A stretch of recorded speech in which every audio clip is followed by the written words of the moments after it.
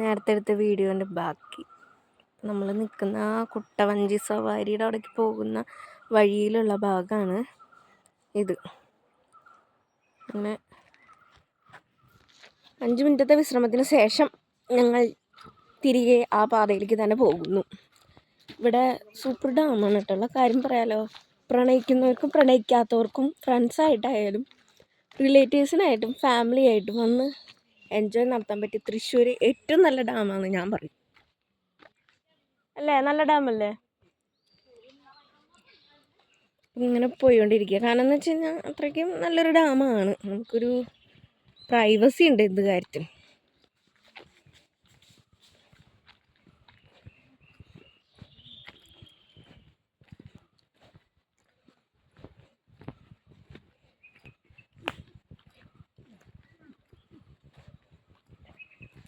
പ്രകൃതിപരമായിട്ട് ആസ്വദിക്കാൻ പറ്റുന്നൊരു ആസ്വദിക്കാൻ പറ്റിയൊരു നല്ലൊരു നാച്ചുറൽ ഒരു ഇതൊക്കെ കിട്ടുന്നൊരു ഭാഗമാണത്.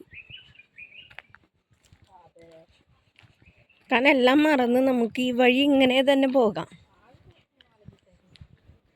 അപ്പോൾ 2 വഴിയുണ്ട്. ഒന്ന് കുട്ടവഞ്ചി സവാരി എന്ന് പറഞ്ഞിട്ടുള്ള ഒരു വഴിയുണ്ട്, പിന്നെ ഒന്ന് പവലിയയിലേക്ക് പോകുന്നൊരു വഴിയുണ്ട്. എന്തായാലും കുട്ടവഞ്ചിയിൽ കയറാനുള്ള താല്പര്യമൊന്നും എനിക്കില്ല, കൂടുതൽ ആൾക്കും ഇല്ല. അപ്പോൾ നമ്മൾ എന്തായാലും അങ്ങോട്ട് പോകുന്നില്ല. നമ്മൾ നേരെ റൈറ്റ് തിരിഞ്ഞ് ഈ പവലിയൻ്റെ അവിടേക്കുള്ള വഴിക്ക് പോയിക്കൊണ്ടിരിക്കുകയാണ്. ഇപ്പോൾ ഞായറാഴ്ച ആയിട്ടും തിരക്ക് കുറവ് തന്നെയാണ്.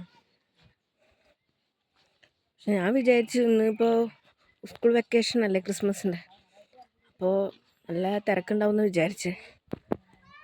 അപ്പോൾ നമുക്ക് പോയി നോക്കാം.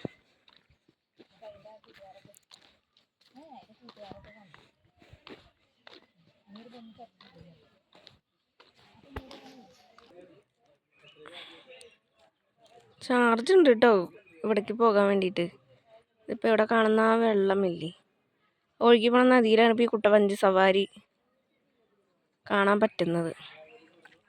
അപ്പോൾ നമുക്കൊന്ന് വെറുതെ ഒന്ന് പോയിക്കാം, കാരണം നല്ല രസമുണ്ട് കാണാൻ. അപ്പം ഒന്ന് പോയിട്ട് ഒന്ന് വെറുതെ നോക്കിയിട്ട് വരാം. പോലീസൊക്കെ ഉണ്ട് കേട്ടോ. എൻട്രി കാര്യങ്ങളാണ് കുട്ടവഞ്ചി സവാരിയുടെ. എന്തായാലും ഞങ്ങൾ രണ്ടാളും കയറുന്നില്ല.